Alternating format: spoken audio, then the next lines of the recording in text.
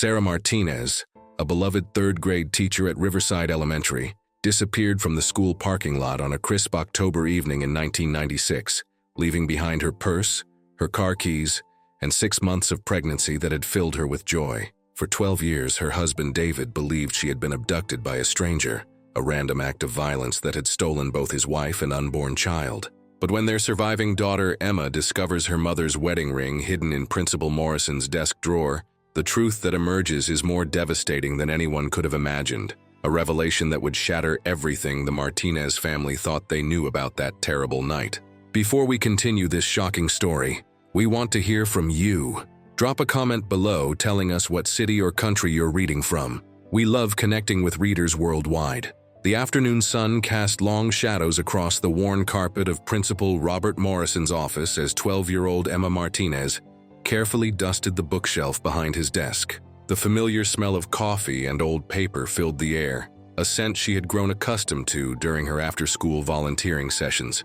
Emma had been helping in the main office for 3 months now, ever since her father had suggested she might enjoy the responsibility. What he hadn't told her was that he hoped staying busy at school might help her focus on something other than the mother she barely remembered. Emma had been born just days after her mother came home, delivered by emergency cesarean section when her father found Sarah collapsed and bleeding in their kitchen. The doctors had managed to save the baby, but Sarah Martinez had suffered massive internal bleeding and died within hours of giving birth. At least, that's what Emma had been told her entire life, that her mother had somehow escaped her captors and made it home, only to die from her injuries. The truth was far different, but she wouldn't discover that for another few minutes. Principal Morrison had stepped out for a faculty meeting, leaving Emma alone to finish organizing his office supplies. She was sorting through the bottom drawer of his desk, looking for more paper clips when her fingers brushed against something small and hard, wedged in the very back corner.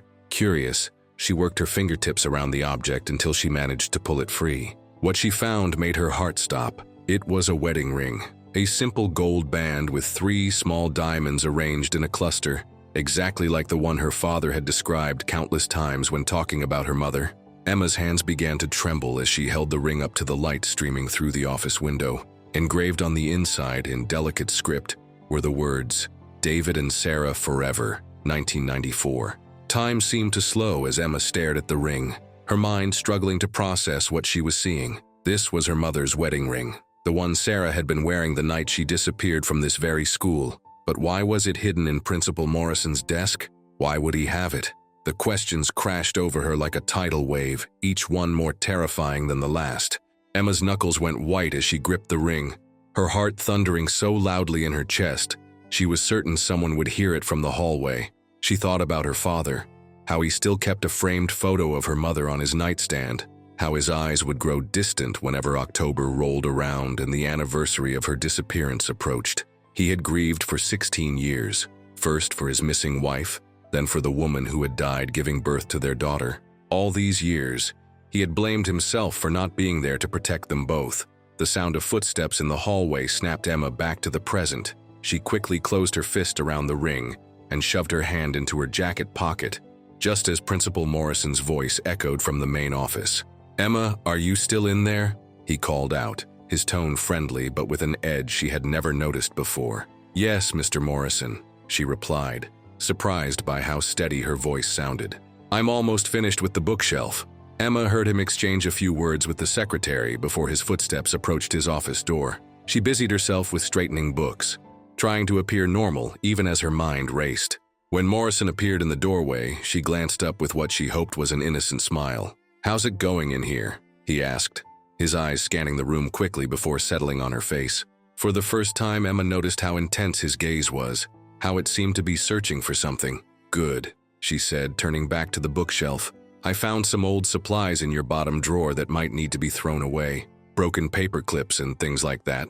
Morrison's posture stiffened almost imperceptibly. "Did you move anything around in my desk?" "Just the supplies," Emma lied, her fingers closing tighter around the ring in her pocket. "Should I not have?" No, that's fine," Morrison said, but his voice carried a new tension. "I think that's enough for today, though. Why don't you head home? I'll call your father and let him know you're on your way." Emma nodded, gathering her backpack with movements that felt mechanical and strange. "Okay, see you tomorrow, Mr. Morrison." See you tomorrow, Emma." As she walked past him toward the door, Emma caught something in his expression, a flicker of worry, perhaps even fear. It was gone so quickly she might have imagined it, but the feeling lingered as she made her way through the empty hallways toward the school's front entrance. The October air was crisp against her face as Emma stepped outside, but she barely noticed the chill. Her mind was entirely focused on the ring burning like a coal in her pocket. Every logical explanation she tried to construct crumbled under the weight of one simple fact. Principal Morrison had her dead mother's wedding ring, and he had hidden it in his desk. Emma's walk home had never felt longer. Each step seemed to echo with unspoken questions, and by the time she reached the small blue house she shared with her father, her entire body was trembling. She found David Martinez in the kitchen, stirring a pot of spaghetti sauce, his work clothes still bearing traces of sawdust from his job at the lumber mill. "Hey, sweetheart," he said without turning around. "How was your volunteer work today?" Emma stood in the doorway, one hand still buried in her pocket, watching her father's broad shoulders move as he cooked. At 42, David Martinez carried the weight of 12 years of grief in the lines around his eyes, and the premature gray threading through his dark hair. He had raised Emma alone, working double shifts to provide for them, never remarrying, never even dating as far as Emma knew. His entire life had been built around honoring the memory of the wife he had lost and raising the daughter who was all he had left of her. "Dad," Emma said, her voice smaller than she intended. Something in her tone made him turn around, wooden spoon still in hand. "What's wrong? You look pale." Emma pulled the ring from her pocket and held it out, her hand shaking. "I found this." David's face went through a series of expressions: confusion, recognition, and then something that looked like physical pain. The wooden spoon clattered to the floor as he reached out with trembling fingers to take the ring. "Where did you find this?" he whispered, his voice barely audible. "In Principal Morrison's desk," Emma said, watching her father's face crumble. "Dad, why would he have Mom's ring?" David sank into one of the kitchen chairs, still staring at the ring in his palm. "I don't understand. This doesn't make sense. Dad, what really happened to Mom?" David looked up at his daughter, and Emma saw something she had never seen before in his eyes: doubt. "I've told you the story 100 times, sweetheart. Your mother disappeared from the school parking lot. 3 days later, I found her collapsed in our kitchen. The doctors said she had been severely injured, that someone had hurt her badly. She died giving birth to you. But if she was kidnapped, how did she get home? And why would Principal Morrison have her ring?" David shook his head slowly. "I don't know. I've never understood how she got home or who brought her there. The police said maybe she escaped, made it home, but her injuries were too severe." He paused, his voice breaking. "Emma, what if I was wrong about everything?" The next morning arrived gray and drizzly, matching Emma's mood as she sat at the breakfast table, pushing scrambled eggs around her plate. Her father had been up most of the night, pacing the kitchen and making phone calls. She had heard him talking to someone, probably the police, his voice low and urgent through her bedroom wall. "Emma," David said, setting down his coffee cup, "I called Detective Rodriguez this morning. He's going to meet us at the school. Are we going to confront Mr. Morrison? We're going to get answers," David said firmly. 12 years is long enough. Detective Carlos Rodriguez was waiting for them in the school parking lot when they arrived, his unmarked sedan parked near the same spot where Sarah Martinez had last been seen alive. Emma had met him once before, during a career day presentation, but seeing him in this context made her stomach churn with nervous energy. "Mr. Martinez," Detective Rodriguez said, shaking David's hand. "I have to tell you, when you called last night, I thought I was dreaming. We never closed your wife's case, but after all these years, I need to know what happened to her," David said. "My daughter found Sarah's wedding ring in Morrison's desk. There has to be an explanation." Detective Rodriguez nodded grimly. "There's something else you should know. I did some digging last night after our call. Robert Morrison took a sudden leave of absence in November 1996, right after your wife's disappearance. He was gone for 2 months, claimed it was for a family emergency, but I can't find any record of what that emergency was." Emma felt her breath catch in her throat. 2 months? "The same 2 months your mother was missing," Rodriguez confirmed. They entered the school through the main office, where the secretary informed them that Principal Morrison was in a meeting with the district superintendent. Detective Rodriguez showed his badge and explained that they needed to speak with Morrison immediately regarding an ongoing investigation. 20 minutes later, Robert Morrison walked into his office to find David Martinez, Emma, and Detective Rodriguez waiting for him. His face went pale the moment he saw them, and Emma noticed that his hands trembled slightly as he closed the door behind him. "What's this about?" Morrison asked, but his voice lacked conviction. Detective Rodriguez placed the wedding ring on Morrison's desk. "We need to talk about Sarah Martinez." Morrison stared at the ring for a long moment, his breathing becoming shallow and rapid. When he finally looked up, his eyes were filled with tears. "I've been waiting 12 years for this conversation," he said quietly. The confession that followed would later be described by Detective Rodriguez as one of the most heartbreaking he had ever heard. Morrison's voice was steady but hollow as he told them about the October evening in 1996, when he had stayed late to grade papers, about seeing Sarah Martinez walking alone to her car in the dark parking lot, about the decision that had changed everything. "I was married then," Morrison began, his eyes fixed on his hands. "Unhappily married, but married nonetheless. Sarah was the brightest light in this school, always smiling, always kind to everyone. I had feelings for her that I knew were wrong, that I tried to suppress." Emma watched her father's face harden as Morrison continued. "That night I followed her to the parking lot. I told myself I just wanted to make sure she got to her car safely, but that wasn't true. I wanted to talk to her, to tell her how I felt. When I approached her, she was polite but firm. She told me she was happily married, that she was excited about the baby. She got into her car and started to drive away." Morrison paused, wiping his eyes with the back of his hand. "I got in my car and followed her. I don't know what I was thinking.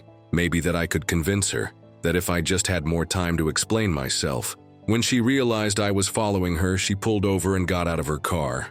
She was scared, David. I could see it in her eyes." David's hands were clenched into fists on his lap, but he remained silent. "She told me to leave her alone, that she was going to report me to the district. I panicked.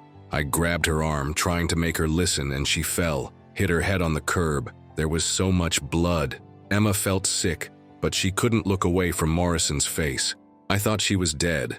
I put her in my car and drove around for hours trying to figure out what to do. But then she woke up. She was confused, disoriented, but alive. She kept asking for you, David. She was worried about the baby. Where did you take her?" David's voice was barely controlled. "To my cabin up in the mountains. I told myself I was helping her, that she needed medical attention, and I was scared to take her to a hospital because of what I had done. But really, I was just buying time, trying to figure out how to fix the mess I had made." Morrison stood up and walked to his window, looking out at the parking lot where it had all begun. "I kept her there for 2 months. I told myself she was safe, that I was taking care of her. I bought medical supplies, prenatal vitamins, everything I thought she needed, but she never stopped asking to go home. She never stopped telling me that what I was doing was wrong." Emma's voice was small when she spoke. "What happened to the baby?" Morrison turned back to face them, tears streaming down his face. "Your mother went into premature labor in December. I was terrified. I didn't know what to do. I managed to deliver the baby, a boy, but he wasn't breathing properly. Sarah begged me to take them both to a hospital, but I was too scared of going to prison." The silence in the room was deafening. "The baby died within a few hours. Sarah was devastated. She blamed me, and she was right to. I had killed her child through my selfishness and cowardice." David made a sound that was part sob, part growl. "You killed my son." After that, Sarah became different, distant. She stopped eating, stopped talking to me. I realized that keeping her was killing her, that I had to let her go, but I was terrified she would turn me in. So one night in late December, I drugged her food with something to make her sleep deeply. Then I drove her back to your house and carried her inside. I staged it to look like she had been attacked, like someone had hurt her and brought her home." Detective Rodriguez leaned forward. "But she died. The drugs I gave her interacted with her pregnancy medications. She went into labor again, but this time her body couldn't handle it. By the time David found her, she was hemorrhaging internally. The doctors managed to save Emma, but Sarah..." Morrison's voice broke completely.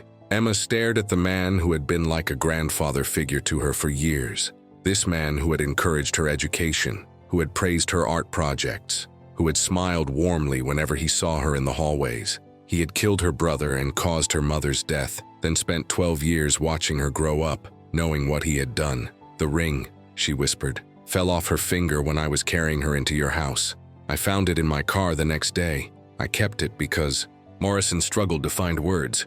"Because it was the only proof that she had been real, that those 2 months had really happened. I know that sounds insane." David stood up slowly, his face a mask of controlled rage. "You kept her prisoner for 2 months. You killed my son. You caused my wife's death. And then you watched me grieve for 16 years, knowing the truth." "I'm sorry," Morrison whispered. "I'm so sorry." "Sorry doesn't bring them back," David said, his voice deadly calm. "Sorry doesn't give me back 12 years of my life. Sorry doesn't give Emma her mother and brother." Detective Rodriguez stood as well, pulling handcuffs from his belt. "Robert Morrison, you're under arrest for the kidnapping and murder of Sarah Martinez and the death of her unborn child." As the detective read Morrison his rights, Emma found herself thinking about all the conversations she had had with this man, all the times he had asked about her father, about how they were doing, about whether they needed anything. She had thought he was being kind, showing concern for a family that had suffered a terrible loss. Now she realized he had been monitoring them, making sure his secret was safe. The aftermath of Morrison's arrest sent shockwaves through the small community of Riverside. The story made national news. A beloved principal who had held a pregnant teacher captive for months, leading to her death and the death of her unborn child. The school district immediately placed Morrison on indefinite leave and began an investigation into whether there had been any warning signs of his behavior. Emma struggled with nightmares for weeks after the confession. The man she had trusted, had worked with, had looked up to, was the monster who had destroyed her family before she was even born. Her father arranged for counseling, both for her and for himself, as they tried to process the revelation that their entire understanding of their family's tragedy had been built on a lie. David Martinez filed a wrongful death lawsuit against the school district, arguing that they should have known about Morrison's inappropriate feelings towards Sarah and taken steps to protect her. The case would eventually settle out of court for an undisclosed amount, money that David said he would put aside for Emma's college education. But the money couldn't undo the damage that had been done. Emma had lost not only her mother, but also the brother she had never known existed. David had lost 12 years believing his wife had been the victim of a random crime, when in reality, she had been betrayed by someone they had both trusted. During Morrison's trial, more details emerged about the 2 months Sarah had been held captive. The prosecutor presented evidence that Morrison had become increasingly obsessed with Sarah in the months leading up to her disappearance, that he had been watching her, following her, finding excuses to be alone with her. Several teachers testified that they had noticed Morrison paying unusual attention to Sarah, but none had thought it was serious enough to report.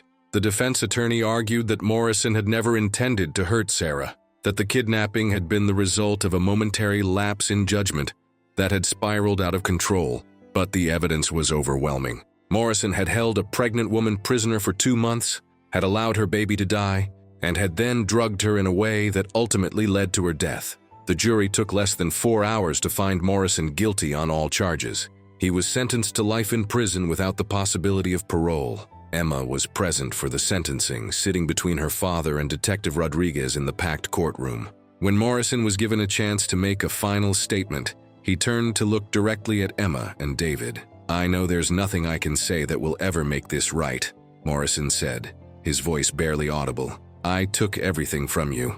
I took Sarah, I took your son, I took 12 years of your lives. I live with the weight of that every day, and I will until the day I die." Emma found that she had nothing to say to the man who had destroyed her family. His apology meant nothing to her. It couldn't bring back her mother or the brother she would never meet.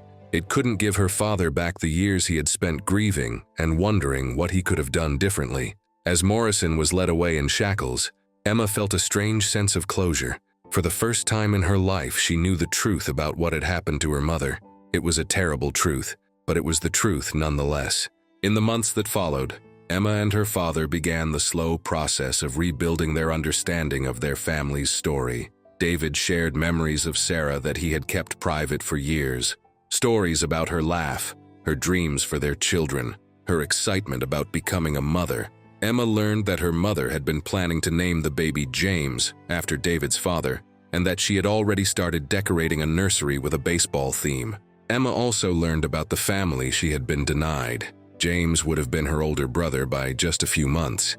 He would have been 12 years old now, probably in 7th grade, maybe playing Little League, or learning to play guitar like their father. The loss of him felt almost as sharp as the loss of her mother, this brother who had existed for such a brief time, but whose absence had shaped her entire life. David found some measure of peace in finally knowing what had happened to his wife. The not knowing had been torture, the endless wondering if she had suffered, if she had thought about him and Emma in her final moments, if there was something he could have done to save her. Now he knew that Sarah had spent her last conscious months thinking about her family, asking to come home, fighting to survive long enough to bring their children into the world. Emma returned to school after Morrison's sentencing, but everything felt different now. Walking through the hallways where her mother had worked, passing the classroom where Sarah had taught 3rd grade, sitting in the office where Morrison had hidden her mother's ring for 12 years. It all carried new weight, new meaning. Some of her classmates treated her differently after the trial, either with exaggerated sympathy or awkward avoidance. Emma found that she preferred the avoidance. She didn't want to be known as the girl whose mother had been murdered by the principal. She wanted to be known for her own accomplishments, her own interests, her own dreams. With the help of her counselor, Emma began to understand that her identity was not defined by the tragedy that had shaped her early life. She was more than the daughter of a murder victim. She was a talented artist, a dedicated student, a loyal friend. She had inherited her mother's kindness and her father's determination, and she had survived something that would have broken many people. On what would have been Sarah's 42nd birthday, Emma and David drove to the cemetery where she was buried. They brought flowers, white roses which had been Sarah's favorite, and sat beside her headstone for an hour, telling her about the trial, about finally knowing the truth, about how much they missed her. "I wish you could have met Emma," David said, his voice thick with emotion. "She's so much like you, Sarah. She's smart and funny and brave. She's going to do amazing things with her life." Emma placed her hand on the cool marble of her mother's headstone. "I wish I could have known you," she whispered. "And I wish I could have known James." As they prepared to leave, Emma noticed that someone had left a small bouquet of wildflowers near the base of the headstone. There was no note, no indication of who had left them, but Emma had a feeling they were from one of her mother's former students, someone who still remembered the teacher who had made a difference in their life. The discovery of her mother's wedding ring had opened a door to the truth that Emma had spent her entire life not knowing she needed to find. It had brought justice for Sarah Martinez and her unborn son, and it had given Emma and David the closure they had never realized they were missing. But perhaps most importantly, it had taught Emma that sometimes the people we trust most are capable of the greatest betrayals, and that the search for truth, no matter how painful, is always worth the journey. As she grew older, Emma would carry this lesson with her, along with the memory of a mother she had never known but whose love had shaped every day of her life. The small gold ring with 3 diamonds now sat in a jewelry box in Emma's bedroom, no longer a symbol of mystery and betrayal, but a tangible connection to the mother who had loved her before she was even born. And sometimes, when Emma missed her mother the most, she would hold the ring and imagine Sarah Martinez as she had been in life, young, happy, full of hope for the future she would never see, but whose love would live on in the daughter who carried her name and her spirit into the world.